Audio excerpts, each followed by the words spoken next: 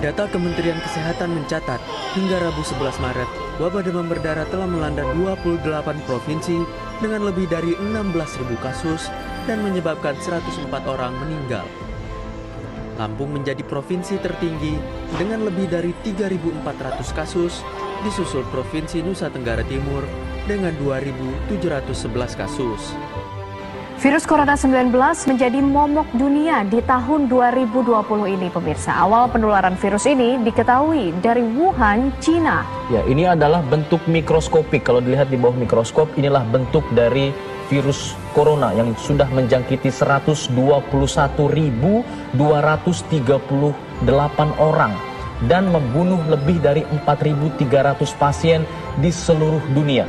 Itulah contoh wabah penyakit yang pernah terjadi di Indonesia. Ketika wabah melanda, banyak orang terdampak. Sekolah terpaksa ditutup, rumah sakit penuh dengan pasien, bahkan anak-anak pun ikut menjadi korban. Wabah bisa datang kapan saja, dan siapapun bisa terkena dampaknya. Namun kita bisa mencegahnya dengan menjaga kebersihan, rajin mencuci tangan, memakai masker bila sakit, menjaga pola makan sehat, serta saling peduli. Kita mampu melindungi diri dan orang-orang di sekitar kita.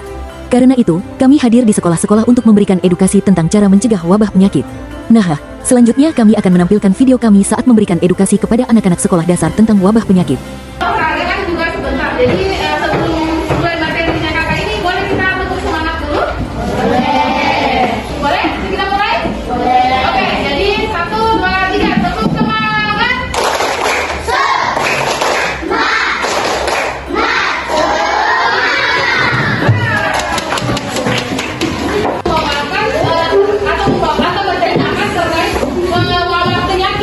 Nah, sebelum kakak bercerita panjang lebar apa itu wabah penyakit, di sini ada yang tahu apa itu wabah penyakit? Tidak tahu. Oke. Kalau gitu kakak jelaskan. Nah, libur, banyak orang sakit secara bersamaan.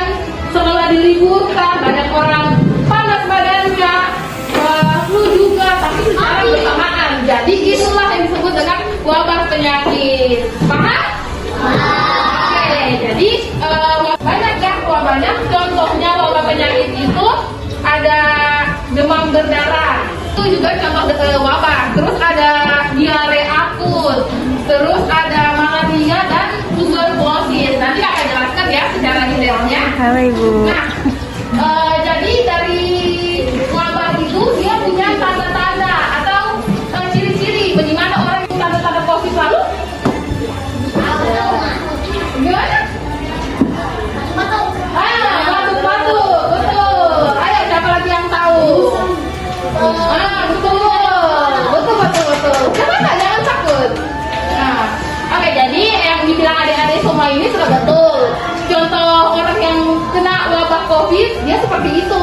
Dia tuh demam itu badannya panas sekali. Kalau diperiksa pakai alat dokter atau alat perawat, itu biasanya suhu badannya itu 38, 39, bahkan 40. Berarti suhu badannya kita ini kalau disitu panas.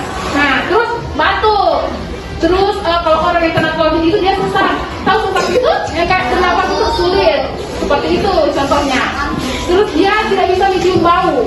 Pernah nggak keluarga ada yang kena COVID? Tidak bisa dia kan mencium bau? Nah, itulah tanda-tanda orang yang terkena COVID. Terus kakak juga bilang tadi wabah itu ada yang namanya demam berdarah.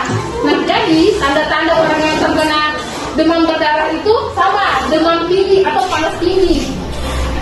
Badan itu panas tinggi, terus badannya juga terasa capek, kayak maunya tidur terus di tempat tidur, karena dia merasa badannya. Jadi setiap penyakit itu pasti ada dampaknya. Dampaknya itu maksudnya kayak ada yang terjadi di sama badannya kita. Biasanya seperti kakak bilang tadi, seperti COVID kan, biasanya itu populasi ini sakit semua secara bersama-sama, jadi tidak bisa sekolah semuanya. Itu dampak dari wabah ini, bahayanya lah begitu. Sakit bersamaan semua adik-adik ini. Selain itu pasti juga dampaknya itu adalah tubuhnya adik-adik ini merasa lemah, adik-adik tidak bisa beraktivitas. Agar tidak terkena wabah penyakit, yaitu adalah mencuci tangan, baik sebelum makan maupun sesudah makan, baik setelah beraktivitas di luar maupun tidak beraktivitas di luar. Cuci tangan itu sangat penting adik-adik. Karena kalau adik-adik sudah cuci tangan, misalnya nih setelah bermain atau setelah olahraga,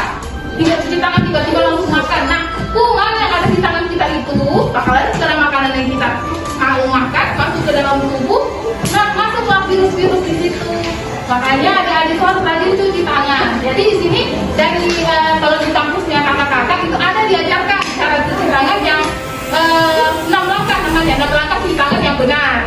Mau dipraktekkan?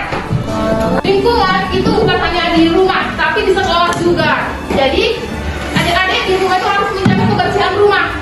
Harus kalau prakteknya sudah kotor, sapu, begitu juga di lingkungan sekolah. Kalau memang